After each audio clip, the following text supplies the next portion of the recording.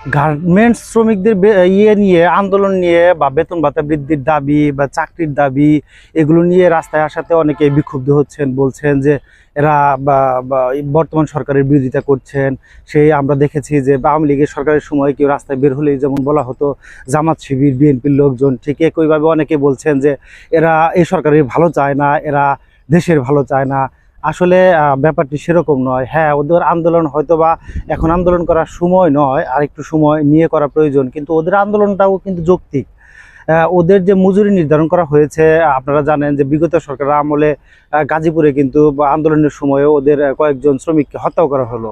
তো এই যে শ্রমিক হত্যা করে তাদের উপরে জোর করে একটি মজুরি কাঠামো চাপিয়ে দেওয়া হলো, যেখানে 1 থেকে 5টি গ্রেড রয়েছে। পঞ্চম গ্রেডে দেখা যাচ্ছে 12,500 টাকা তাদের মোট মজুরি নির্ধারণ করা হয়েছে। এখানে খোরাকি ভাতা, বাড়ি ভাড়া, যাতায়াত ভাতা, চিকিৎসা ভাতা সব অন্তর্ভুক্ত রয়েছে। আর ওইদিকে দেখা যাচ্ছে তাদের যে মূল মজুরি কিন্তু 6,700 থেকে 8,200 টাকা করা হয়েছে। এই যে একটি বৈষম্যযুক্ত একটি মানে খুবই নিম্নমানের একটি মজুরি কাঠামো তাদের উপরে চাপিয়ে দেওয়া হয়েছে, তখন কিন্তু পরবর্তীতে তারা আর রাস্তায় বেরোতে পারে নাই, তারা আর আন্দোলন করতে পারে নাই। তো দেখা যাচ্ছে মহিলাদের চাকরি দিচ্ছে ইপিজেড সহ বিভিন্ন জায়গায়, পুরুষদের কম নিচ্ছে। তো এটি কি সমস্যা না? এটি অবশ্যই সমস্যা। ওদের দেখা যাচ্ছে যে ওই যে 12,500 টাকা থেকে 14,750 টাকা সর্বোচ্চ 1 নম্বর গ্রেডের তাদের যে মজুরি, সেটিও কিন্তু তাদের বাস্তবায়ন হয়নি, অনেক গার্মেন্টসে বাস্তবায়িত হয়নি। তো এই যে বেতন, এই যে মজুরি, সেই মজুরিতে তারা কিভাবে চলবে? 12,500 টাকায় আজকে সংসার চালানো, এটি কি আসলে সহজ ব্যাপার? অনেকে হয়তো বলবেন ওরা আসলে অতিরিক্ত শ্রম করে আরও টাকা ওভার টাইম পায়। ওভার টাইম তো ওভার টাইমের টাকা রে ভাই, সে অতিরিক্ত পরিশ্রম করছে বিধায় সে অতিরিক্ত টাকা পাচ্ছে। সেটির সাথে তো তার ন্যূনতম যে বেতন ভাতা সেটির বা ন্যূনতম যে মজুরি সেটির সাথে তো কম্পেয়ার করা চলে না।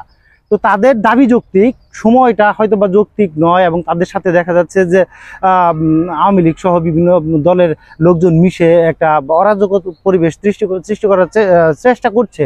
তো এই চেষ্টার বিরুদ্ধে আমরা অবস্থান নিচ্ছি, কিন্তু ওদের দাবির বিরুদ্ধে যেন অবস্থান না নেই। আমরা কিন্তু এরকম দেখছি না বিজেএমই বিকেএমির সাথে অথবা গার্মেন্টস মালিকদের সাথে বর্তমান সরকারের কোনো উপদেষ্টা বসে একটা সুরাহা করছে, তা কিন্তু করছে না। বা ইপিজেডের যারা গার্মেন্টস মালিক তাদের সাথেও কিন্তু বসে কোনো সুনির্দিষ্ট সিদ্ধান্ত নিচ্ছে না সরকার। তো এটি কিন্তু আসলে করা উচিত, আমার মতে এটি করা উচিত। তাদের দমন পীড়ন না করে, তাদের বিরুদ্ধে অভিযান চালিয়ে না করে তাদেরও উচিত রাস্তায় বেরিয়ে নিয়ে আসে তাদের দাবি দেওয়া অবশ্যই সরকারের কাছে তুলে ধরা উচিত। এভাবে হয়তো বা রাস্তা অবরোধ করে জনদুর্ভোগ সৃষ্টি করা উচিত নয়, কিন্তু তাদের দাবি যৌক্তিক। সে দাবির ব্যাপারে অবশ্যই সরকারকে স্টেপ ফরওয়ার্ড করতে হবে। এটি সরকারের দায়িত্ব। এটিকে আসলে অবহেলা করলে হবে না, এটিকে যে কোনো একটা ট্যাগ দিয়ে থামিয়ে দিলে হবে না। এটি নিয়ে অগ্রসর হতে হবে।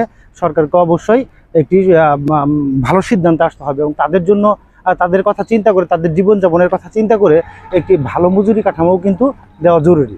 আপনাদের ভিন্ন মত থাকতে পারে, আপনি ভিডিওর কমেন্ট সেকশনে মন্তব্য করতে পারেন, আমি চেষ্টা করব উত্তর দেওয়ার জন্য। আর আমি ডেসক্রিপশনে একটি লিঙ্ক দিয়ে দেবো, তাদের যে মজুরি কাঠামো, সেখানে 2024-এর যে মজুরি কাঠামো সেটি দেখতে পাবেন।